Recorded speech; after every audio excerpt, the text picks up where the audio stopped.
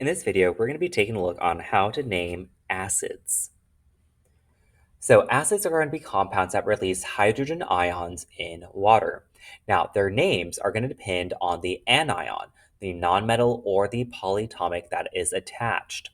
So with our acids, they will always have a hydrogen out front, and then the anion will be a nonmetal or a polyatomic. So it will be hydrogen, nonmetal, or polyatomic.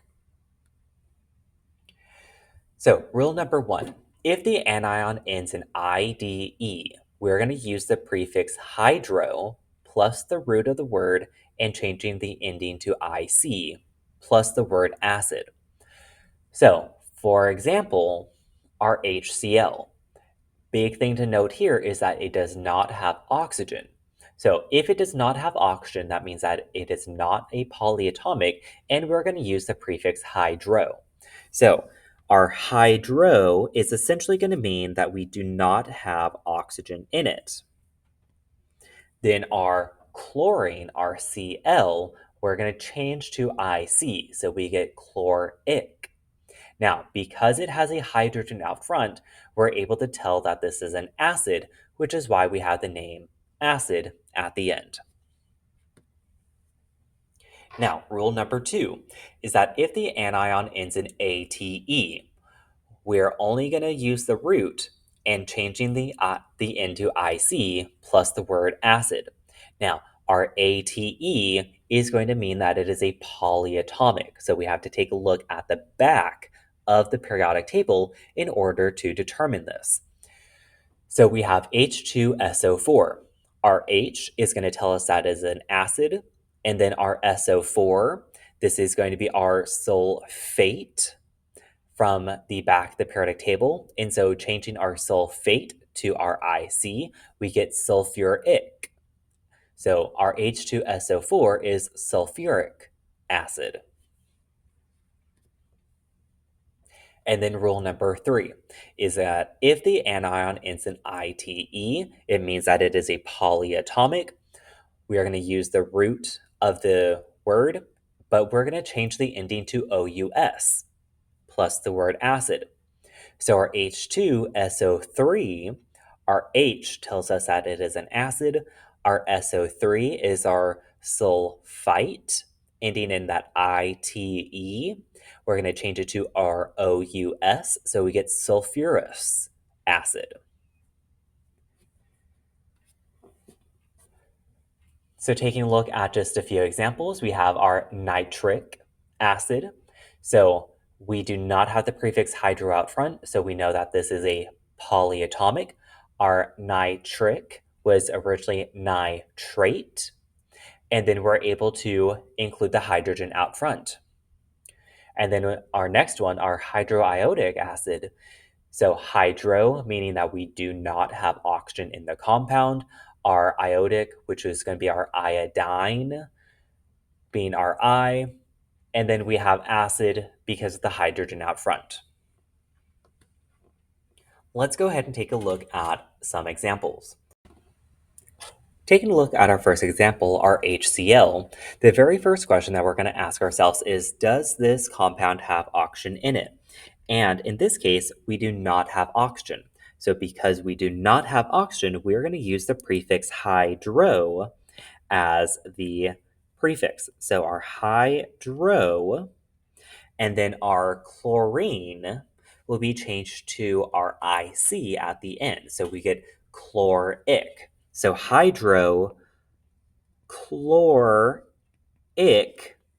and then because this is an acid, we're going to end it with the name acid. So our hydrochloric acid. Let's go ahead and take a look at our next one. So we have our HNO3. So very first question, does this have oxygen?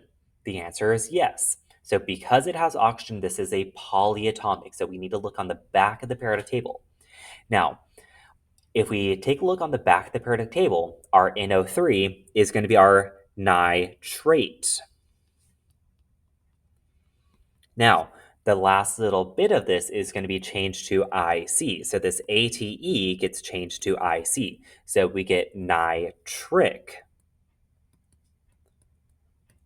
And then the H out front tells us that this is an acid, so nitric acid. Let's go ahead and take a look at another example. We have our H2SO4. Very first question, does this have oxygen? Yes, it does. So that means that it is a polyatomic. If we take a look on the back of the periodic table, our SO4 is going to be our sulfate. Now, our sulfurs are a little bit weird with this, and it just gets a little bit of custom to. We are going to change the last little part of this to IC, but in order to help make this sound a little bit better, instead of just sulfic, it is going to be sulfuric acid. And that adding of the like UR just kind of helps with it rolling off the tongue a little bit easier. So we get sulfuric acid, not just sulfic, but sulfuric acid. Let's go ahead and take a look at our next one. So we have our H3PO4. This compound does have oxygen in it, meaning that this is a polyatomic. If we take a look at PO4 on the back of the periodic table, this is going to be our phosphate. Changing our ATE to IC, very similar with our sulfur. Our phosphorus, just to make sure that it sounds correct, this is not going to be our phosphic, but it'll be phosphoric. So this will be phosphoric acid as the proper name. Let's go ahead and take a look at another example. It's going to be our HBr. Asking ourselves this question, does it have oxygen? The answer is no. So this means that it's just a normal element, which means that we are going to use the prefix hydro. So we have the prefix hydro, and then our bromine will change to bromic, so that IC at the end. So hydrobromic acid. And that is going to be the name of our HBr. Let's go ahead and take a look at going the opposite direction.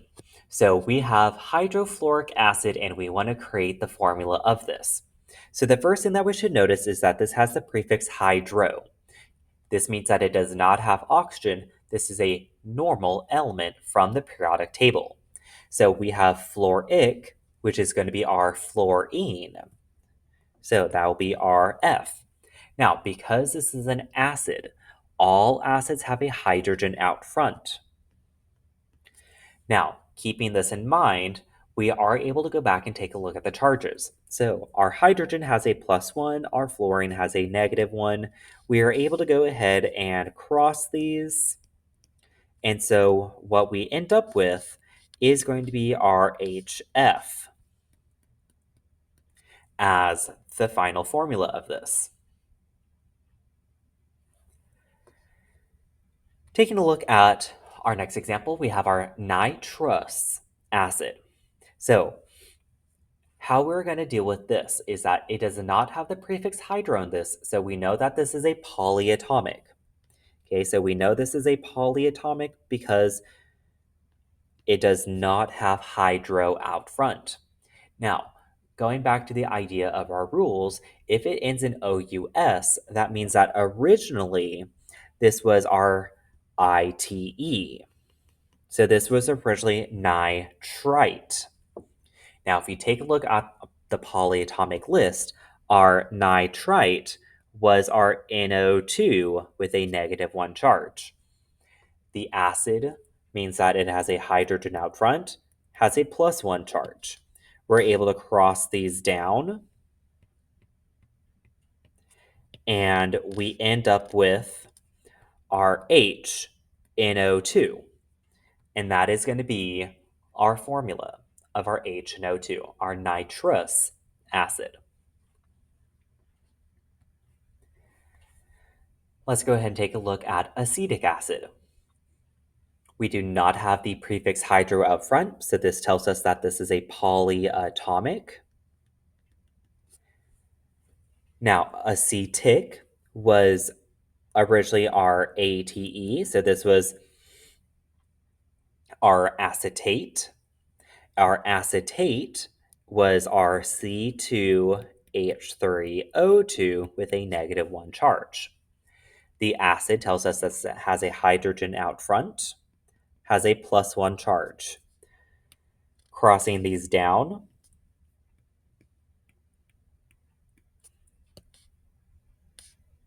we're going to end up with our H, C2H3O2 as the formula. Let's go ahead and take a look at our next example. We have hydrosulfuric acid. So hydro tells us that this is a normal element from the periodic table. So our sulfuric is going to be our sulfur. And this has a -2 charge to it. The acid tells us this has a hydrogen out front, +1. Crossing these charges down, we are going to end up with our H2S as the formula.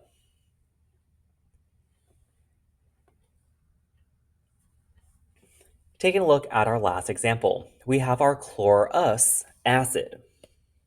So we do not have the prefix hydro, which means that this is a polyatomic. Now our OUS was originally ITE. So this means that this was originally chlorite. And our chlorite is our ClO2 with a -1 charge. The acid tells us this has a hydrogen out front with a +1 charge. Crossing these down, we are going to end up with our HClO2 as our chlorous acid. And that is going to be how we take a look at naming acids.